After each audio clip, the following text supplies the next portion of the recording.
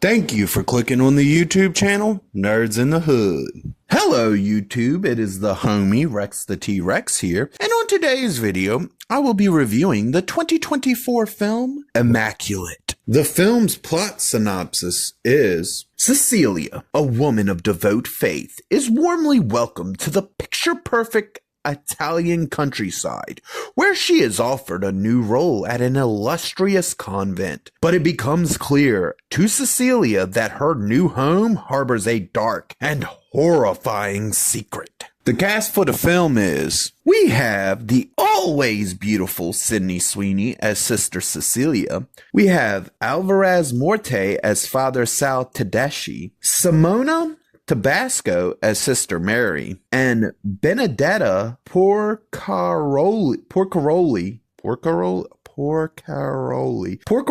as Sister Gwen. Yeah, I know, I butchered probably 3 of the 4 names that I just said, including the characters that they're portraying. I am horribly sorry. Italian is nowhere near my first language. I don't even know how to read Italian. I don't know how to speak Italian. I've never even studied Italian. So I am horribly sorry for mispronouncing these names. This film was directed by Michael Mahone. This film was written by Andrew Lobel. This movie was filmed in Italy. I would like to let you know that for the most part, this movie is in Italian language. So if you don't speak it, you're going to be reading, which luckily it comes with subtitles and everything for those portions of the movie that they're not speaking English. There is a little bit of English speaking. It's not a whole lot. You're literally going to spend most of this movie reading it. I just wanted to let y'all know that, because even though it doesn't bother me, some people might not like it. Some people might find it be the thing that makes them not really want to watch the movie. So I just wanted to give y'all a heads up. But for me, this isn't anything against the movie. I actually enjoyed the way the movie was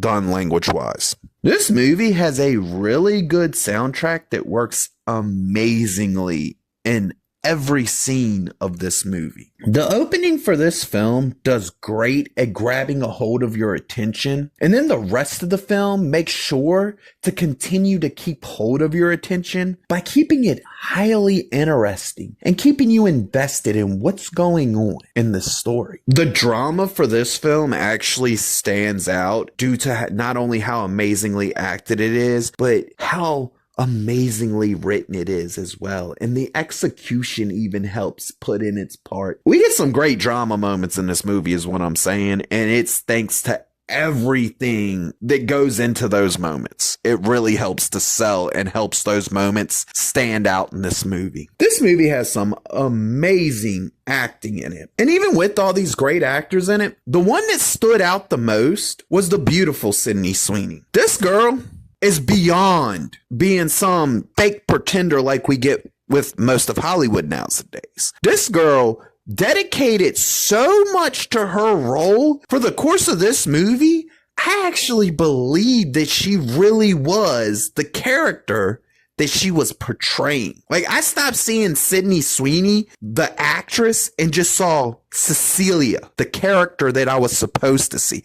And that's some fucking phenomenal acting coming out of modern day Hollywood. While this movie is labeled as a horror film, I'm gonna tell y'all the truth. I didn't see it as a horror film. For me personally, it came off more as this psychological thriller mindfuck type of film with horror-esque things in it, but it never to me got to that element where it was full-blown horror. So I just want y'all to know that y'all might go into this film expecting a full-blown horror movie. I don't want y'all to think that, because I didn't think that watching this film. I seriously got psychological thriller with horror elements or horror-esque things in it, but never really full-blown horror film. I also would like to put out there that this may not be a movie for everyone due to the fact that it does tend to go a couple places, and those places I could see how people could possibly either really not like it or just get completely fucking offended over it. So no, I don't recommend this movie for everybody. But if you're not easily offended, and realistically, if you're not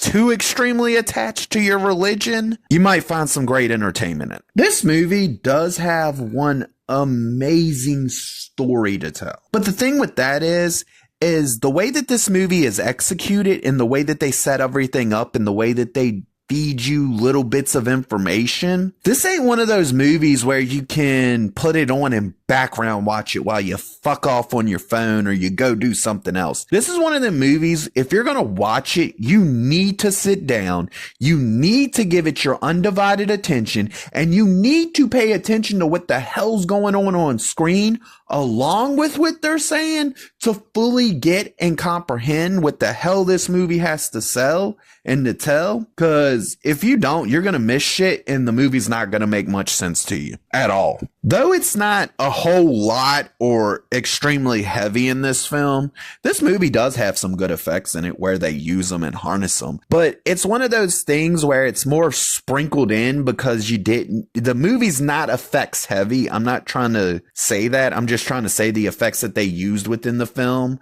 were actually pretty damn good. I'm going to tell y'all now, this is not a movie that I knew anything really about when I first bought it. I literally bought it because I was like, ooh, Sydney Sweeney, pretty girl. I want to watch this. Here's the thing though. While this movie is very entertaining from beginning to end, it's got one thing that just pissed me off because they did it too much. And I'm talking about jump scares. And the sad part about this is that the first jump scare in the movie was so good, it actually caught me off guard. After that, the second one, I saw coming. The third one, I definitely knew was coming. The fourth one was so fucking predictable, I called it before it happened. And that's probably my only complaint about this movie is jump scares, when used and harnessed properly, can be a good way to get a little bit of a reaction out of your crowd. But when you overuse it to the point where your first one is your best one and the further in the movie you go, it becomes a little bit more predictable, I'm going to have to take points away from that shit because I didn't like it. It got old and it really didn't need to be in this movie that much. Like I said, that first one, they did phenomenal at catching me off guard for that one. But the next four, not so much so. Like, they became predictable the more they did it. You could just see it coming from a mile away by the time you got to the last one. Like I said, I called the shit before it happened. I was like 2 scenes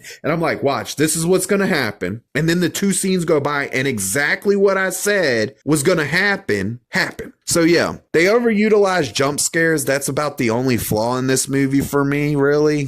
I would like to point out that if there was any form of messaging or propaganda bullshit, I personally did not see it or even recognize that it was in this film. I will say that this is one of the few films that I've seen that uses religion as the backbone of the story that it's telling, but it tries to handle this in a way that doesn't disrespect any kind of specific religion and doesn't really go on this tirade that bashes religion in any way, shape, or form. Like, if you go to church, you could probably watch this movie. You might not like some of the things in it, but it's not going to tell you that what you believe's wrong. It's not going to try to preach any bullshit at you. It just tries to tell its story, use religion as the center of the story, and be very respectful about how it's handling that. And I gotta say, not many movies will do something like this where they'll show the level of respect to the source that they're trying to use as part of their story. Whereas this movie feels like it actually does attempt to try to tell the story and use religion in a way that doesn't undermine or disrespect anyone's beliefs. This movie does amazing at making everything seem normal while giving you this feeling that shit just ain't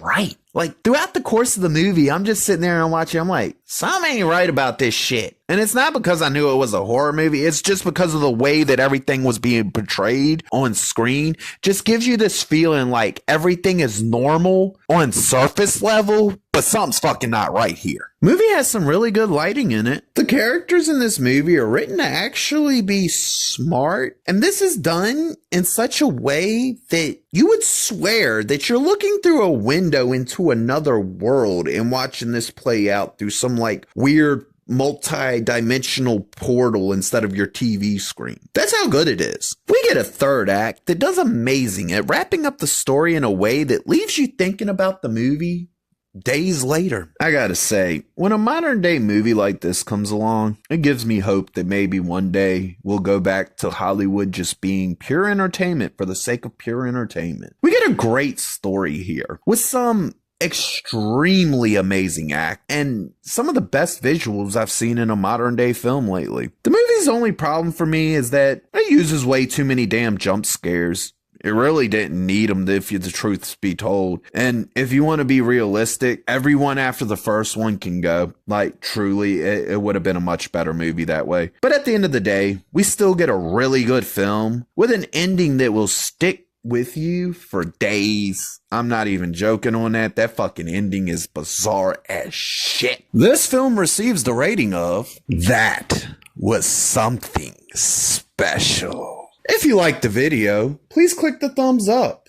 If you disagree or agree with me, please leave a comment. And if you really want to see more of me, please hit that subscribe button.